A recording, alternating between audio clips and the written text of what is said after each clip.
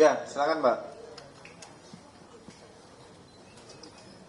Izin Pak, Renata dari Kompas TV. Ada 3 isu sih Pak yang ingin ditanyakan. Ini berkaitan dengan yang pertama, untuk laporan PWI terhadap Hotman Paris. Itu kelanjutannya bagaimana Pak? Apakah akan segera memanggil saksi atau seperti apa? Atau Pak Hotmannya mungkin yang akan dipanggil? Yang kedua berkaitan dengan kapan klaster 1 kasus ijazah Jokowi ini dilimpahkan ke Kejaksaan? Yang ketiga, tanggapannya mungkin dari Polda berkaitan dengan hakim yang mengabulkan eksepsi dari Dr. Tifa, karena kata hakim ini jaksa menyusun dakwaan tidak cermat. Terima kasih.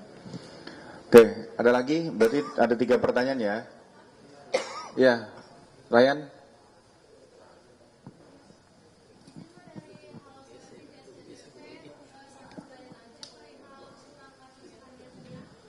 Hanania ya. Mbak, namanya apa? Wiwin dari? Tentang Hanania ya. Oke. Ryan, pertanyaannya apa Pak? Perkembangan aja.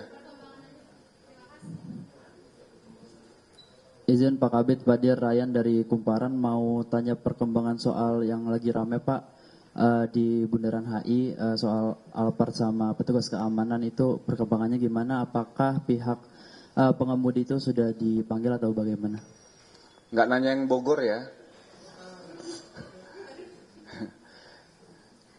Oke, kita jawab 3 dari penanya dulu, sabar.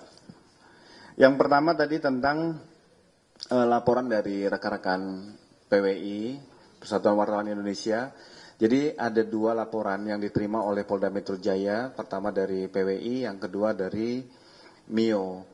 PWI ditangani oleh Direktorat Siber, sementara MIO ditangani oleh Direktorat Reserse Kriminal Umum. Pasti dalam proses laporan akan dilakukan pendalaman terkait tentang pelapor, saksi, dan barang bukti. Setelah nanti itu akan tingkat kepada saksi-saksi ahli, apakah itu ada bahasa, undang-undang terkait tentang undang-undang ITE, baru nanti akan melakukan mengagendakan, memanggil orang yang diduga dilaporkan. Jadi ada tahapan, itu saya jawab. Selanjutnya tentang ijazah dan eksepsi nanti akan disampaikan, termasuk Hanania, akan disampaikan oleh Pak Dirkrim Nah, untuk pertanyaan Ryan, kejadian Alphard dengan petugas yang menyeberangkan ini sudah dilakukan pertemuan di Pospol Bundaran HI oleh petugas, termasuk kita sudah melihat juga dari Kapolsek Menteng sudah melakukan penyampaian rilis kepada teman-teman sekalian, sudah dilakukan pertemuan antara kedua belah pihak dan sama-sama saling memaafkan. Kita akan update terkait tentang plat nomor yang diduga tidak digunakan pada peruntukan kendaraan, itu akan dilakukan penindakan etle oleh Direktorat Lalu Lintas. Itu ya. Kami juga ingin mengimbau kepada seluruh rekan-rekan untuk tidak bias kalau ada informasi-informasi yang menyesatkan. Makanya dengan adanya konferensi pers ataupun doorstop itu kita akan meluruskan informasi yang ada. Silakan Pak Dir. Baik, terima kasih rekan-rekan sekalian.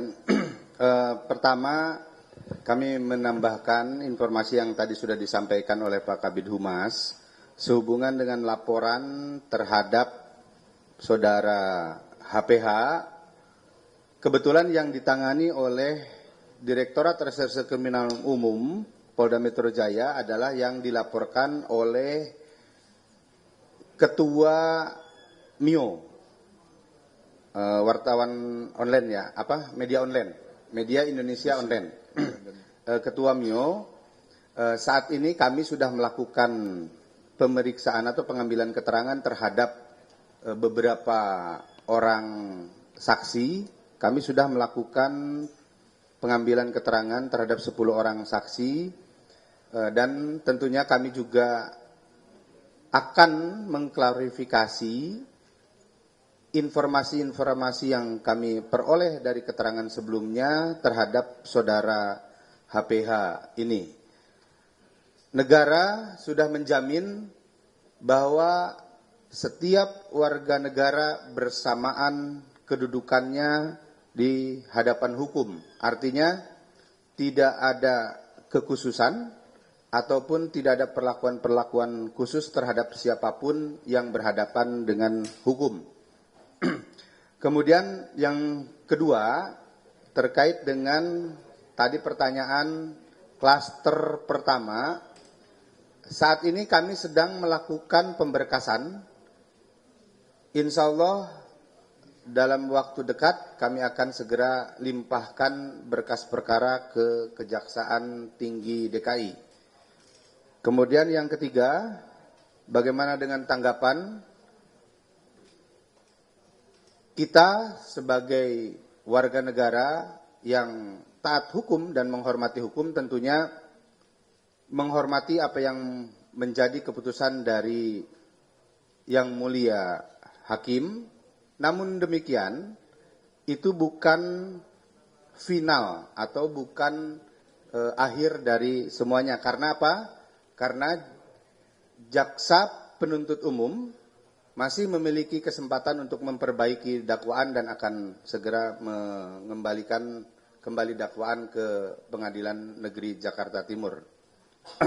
Kemudian yang terakhir, update terkait Hanania, kami terus berupaya untuk melakukan mitigasi terhadap korban. Alhamdulillah dari beberapa kegiatan pengembangan penyidikan, kami juga terus melakukan penelusuran terhadap aset-aset dari tersangka. Mudah-mudahan apa yang dilakukan oleh penyidik dalam upaya ini bisa memberikan segera kepastian hukum. Kemudian yang kedua juga bisa membantu memitigasi akibat dari perbuatan para tersangka terhadap korban tersebut. Saya kira itu rekan-rekan sekalian. Terima kasih. Terjawab ya tadi beberapa tahun Mbak Renata ya. Ya, Mbak Hani.